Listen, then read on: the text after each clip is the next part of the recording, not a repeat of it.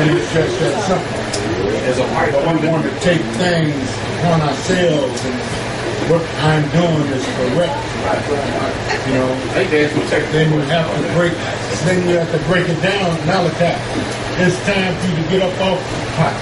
You're 20 years old. You don't have to still sit on the pot. Right. Man up. Understand what I'm saying? Man up. Right. No doubt. Where we at? What you were saying, you said those lesbians, how when you were brought it to them, they didn't know, so you can like prejudge them. I approach them with meekness and fear of the Most High because I know I do my thing. I know I sin. You know what I'm saying? Right. And I repent for it and I try to stop doing what I'm doing. And they sinning too. But you know, like it's too, so we can exhort one another. Like she came to me and asked me, so I was like, okay. You really want to know the truth, right?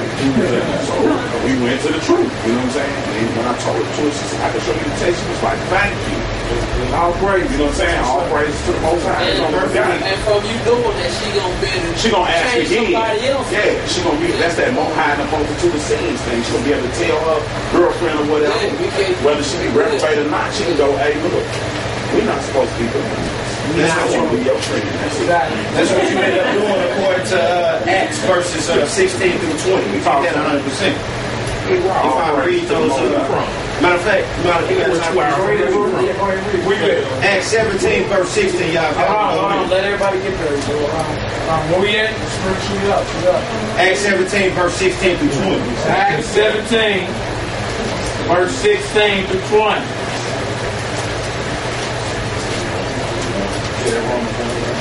And so not to judge anybody or bring forth the judgments of the Most High. Right there, the most of these judgments is going against him is death. So when you read like thou shalt not judge, man, just talking about the judgments that were administered by the priests in the Old Testament we are not supposed to be doing. But that don't mean we're not supposed to be reproving and rebuking wicked. But a lot of people don't know what judgment is. Right. You go to court, you talk to the judge, he gives you a judgment. Right. You did this what's going to happen. That's a judgment. When you talk to a person, you say, you're not supposed to be doing that.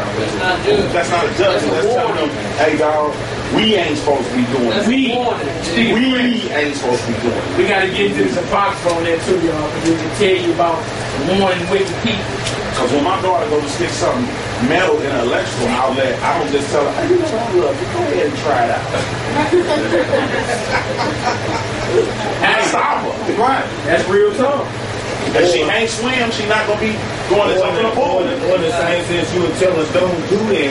You know what I'm saying? But if she do it, it's a judgment. I'm going to rebuke her sharply. I'm going to hit her, I'm going to pop her, I'm going to do whatever I can. Like the same sense that electricity is going to really get her. You know what I'm saying? It's a judgment for that. Right. You know what I'm saying? I'm going to warn you, don't do that. Because if you go ahead and do that, you go. Let's get this, y'all. Come on. People see the love, and it ain't really love. It's a lie. Acts 17 is lip service. It's lip service. Acts 17. Most people you talk to about love don't know what love is. Like I asked them, you know, love. Well, what is love? You will get about 1,000 different answers when you talk about love. Charity. Is it? And we take them that 1 John, 2 John, didn't know that. But you know, love is unconditional. That's real broad. Limited on that. What you mean? What's love? Oh, what happened to Sodom and Gomorrah? The law is dead. All I can do is love my heart. That's what I tell me. The law is dead. Right? I just have to love my neighbor, right? So I took it to what loving our neighbor is. It's a full circle. You got to go back to the commandments. She's like, damn. Exactly. Let's get that, y'all. Acts 17, verse 16. Now, while Paul waited for them at Athens, his spirit was stirred in him when he saw the city wholly given to idolatry. You hear that? Spirit was stirred in him. Like he couldn't even think straight. Like, I can't believe how much wickedness is going on.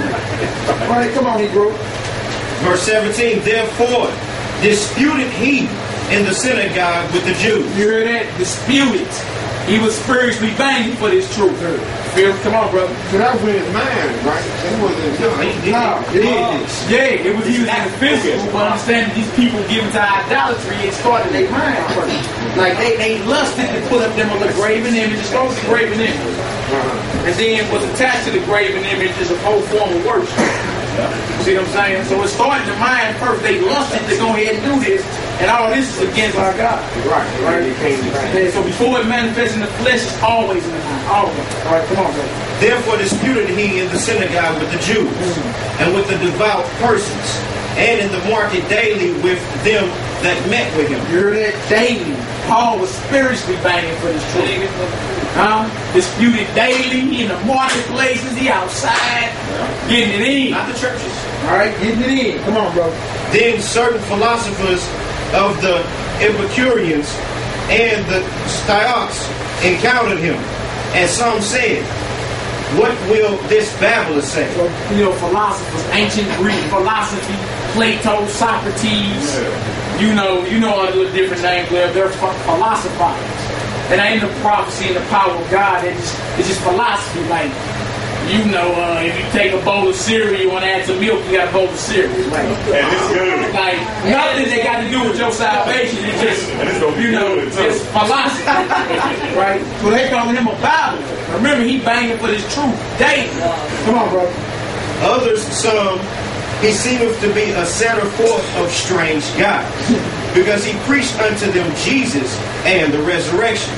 And they took him and brought him unto Areopagus, saying, may we know what this new doctrine whereof thou speakest is? For thou bringest certain strange things to our ears. We would know, therefore, what these things mean. Read down 21. For all the Athenians and strangers which were there spent their time in nothing else, but either to tell or to hear some new thing. So Paul was spiritually banging for this faith out here. And he was reproving and rebuking, sharp. He had to be.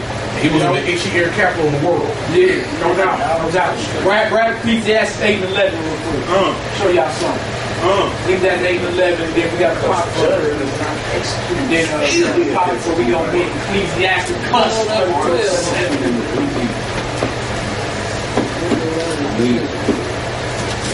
They ain't been studying, man. We went over that about 3 times.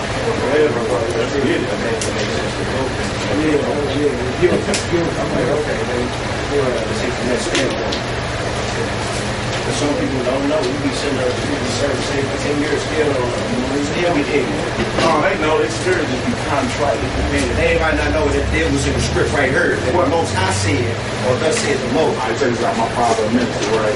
I came to him, I talked to him about the whole Christian thing, right? He said he knew that it was paid. Right. But you got to offer to another God in your house. So they pacify. So what they do is they pacify one thing. If you read Jeremiah, it says, why trimmest thou thy way to seek love? Hast thou also taught the wicked ones thy ways? That's that assimilation into the culture. You ain't supposed to be taking God's name in vain. So what are you doing in prison if you know it ain't got nothing to do with the Most High? Right. It's taking his name in vain. Applying it to the Bible. Makes no sense. Exactly. Let's get there. Ecclesiastes 8 and 11. We got to jump into some prophecy. Let's get it.